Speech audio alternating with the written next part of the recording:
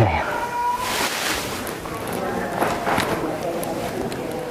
It's spiritual Israel, yeah?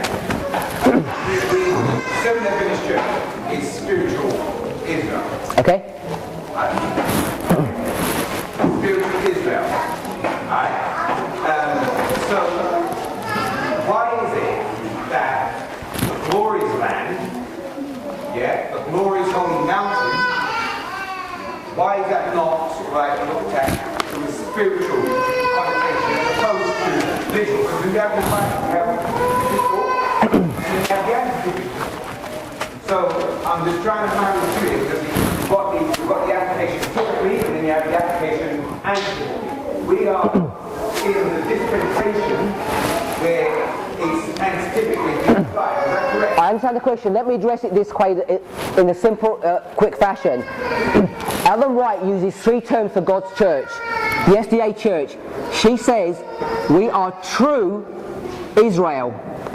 We are modern Israel.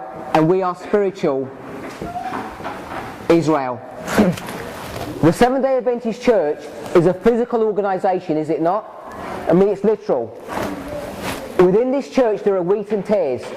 Okay? So we've got wheat and tares in the church.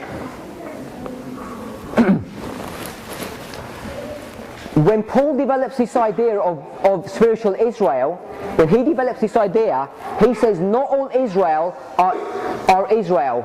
And he develops this thought, which we spoke about earlier, about those who are not circumcised in the heart. So if you're of the bloodline of a Jew and you're not circumcised in heart, are you spiritual Israel? He says you're not spiritual Israel, but yet you're part of that organisation. So although we're going to say that the SDA Church is spiritual Israel, yet is a physical organisation which is the church militant, which has two components in it, the wheat and the tares. So although we want to spiritualize everything, we still live in a literal world.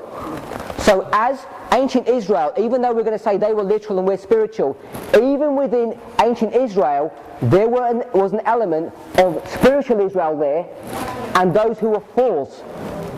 Okay? So this idea about purely literal and purely spiritual is a bit more complex than we might at first think that it is. The other question is Babylon spiritual or literal at the end of the world? It's literal and spiritual. Of course it's literal and spiritual, and it's got God's people within it. Has it literally got them or spiritually got them? Both. So this crossover between literal and spiritual it appears like a good argument, but it's not. Perhaps it's not a good robust defence against this issue, because people will say at the end of the world we have spiritual Israel, which is the SDA Church, and we can't have a physical land. But ask yourself the obvious question, where are the headquarters of this church? In America. Why is it in America? Look at the heritage of Seventh-day Adventists. See where we came from. Seventh-day Baptists. How did the Seventh-day Baptists get there? You can't separate this issue of physicalness and spiritualness. After the Sunday law, we're the church militant now. We're going to become the church triumphant, the glorious holy mountain. Yes, we agree with that. Is that a spiritual church or a literal church? Both. Is the 144,000 a spiritual number or a literal number? Sorry? Both. It has to be both, because no one here is of the tribe of Judah or any of the other tribes. So we know it's spiritual. It's a spiritual number, it's a literal number. The 144,000 is the glorious holy mountain, literal and spiritual. They combine together. We're running out of time now, so what I want to do is, does anybody have any questions from verses 42 to 45? And let me just address questions that people might have on any term that, or any, I'll try and fill the questions on those verses, because I'm not going to be able to cover all the material in those verses. as you're thinking, what I will say is this: once verse 42 occurs, verse 42, Egypt in verse 42 does not represent France anymore, it represents the world. Remember where I said that one power can be given two symbols. So America can be given the symbol of chariots, horsemen and ships, and also the glorious land. Also, a symbol can represent two different entities. So Egypt can represent France, but Egypt can also represent the world. And Ellen White talks about that quite frequently in her writings. So after verse 42, when the papacy has got the world, when he's got hold of the world, he's got hold of the treasures of the world. That's in verse 43. Verse 43 is talking about all the economic strength of the world. So it's always talking about the economics and the military. Okay? The economics of the treasure. The military strength of the papacy after the worldwide Sunday law is represented by the Libyans and the Ethiopians. The Libyans and the Ethiopians. People often use the Libyans and the Ethiopians as the rich and the poor of the world, and I'm not arguing against that, but there are many passages that talk about them as being men of war. They're men of war. So what it's trying to show is that you're going to have all the treasures, and then the Libyans and the Ethiopians represent all of the world, both rich and poor, and they're representing the army or the military strength that the world is going to offer the papacy. So the papacy has military strength and economic strength to do its work. We've dealt quite extensively with the glorious holy mountain. Let me just address one point on the glorious holy mountain if I can find it.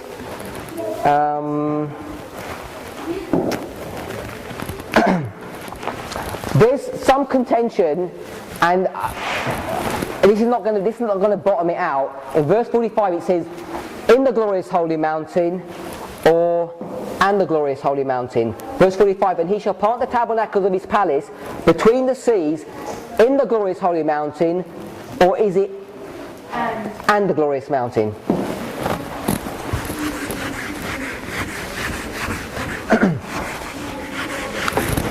So let's go to Joel chapter 2 verse 20. 11, 12.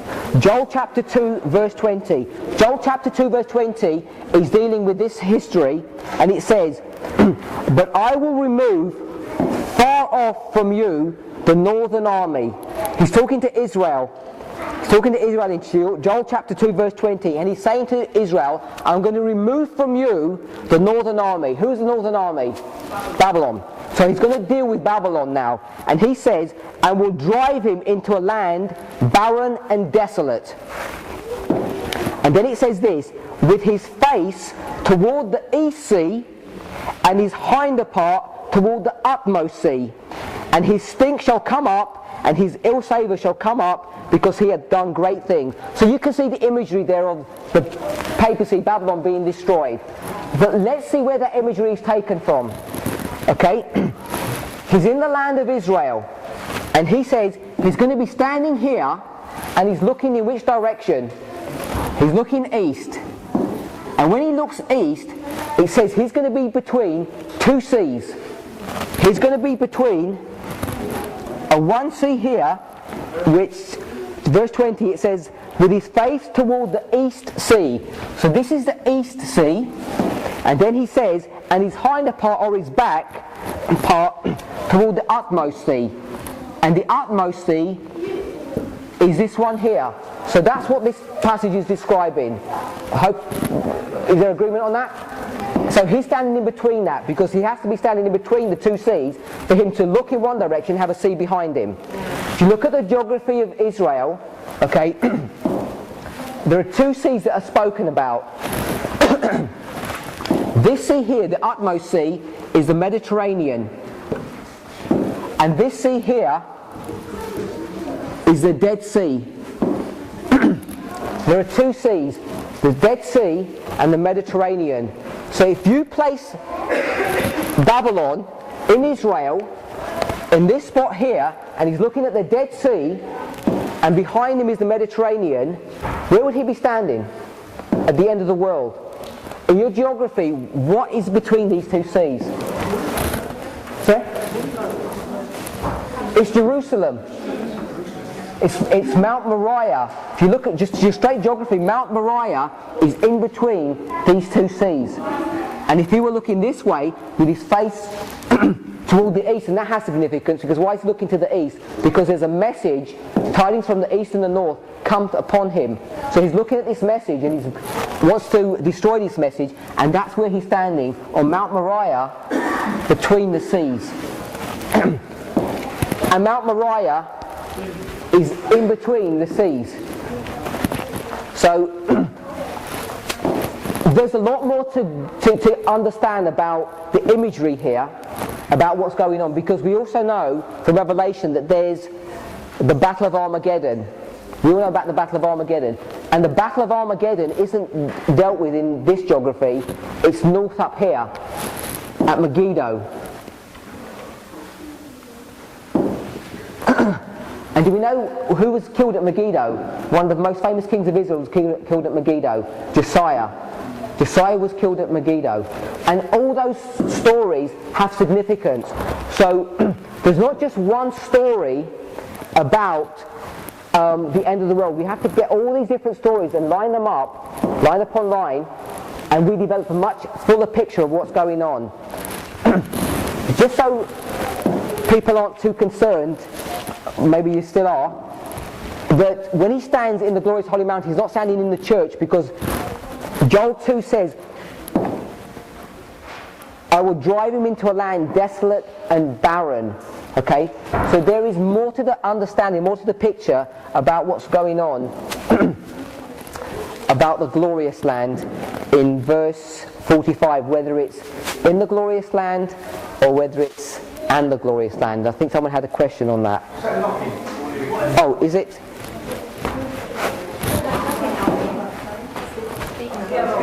Oh, it's not me.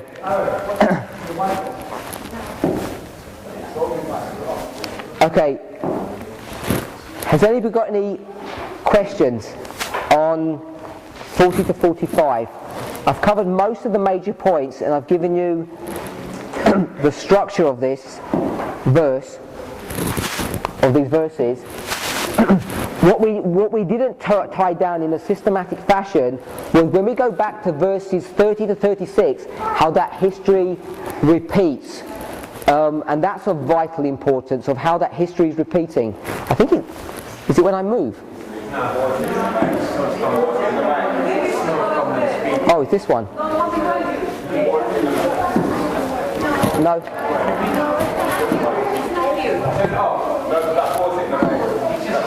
This one.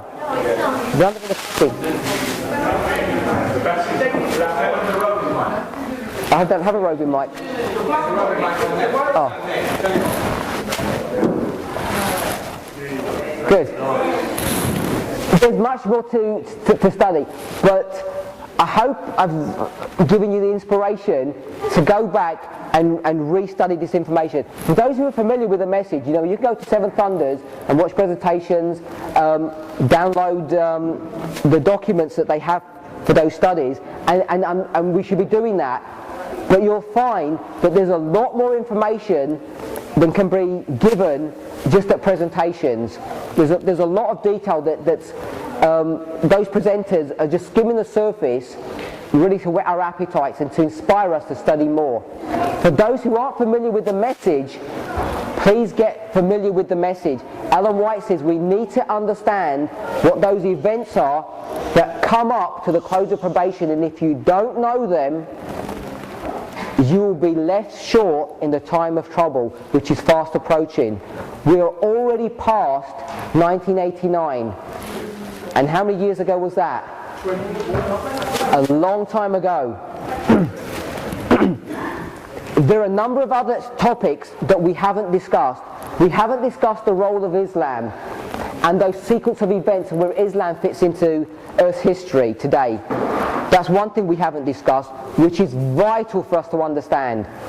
Another topic, another issue that we haven't discussed, and let me just try and find the, let me find the Bible first for that.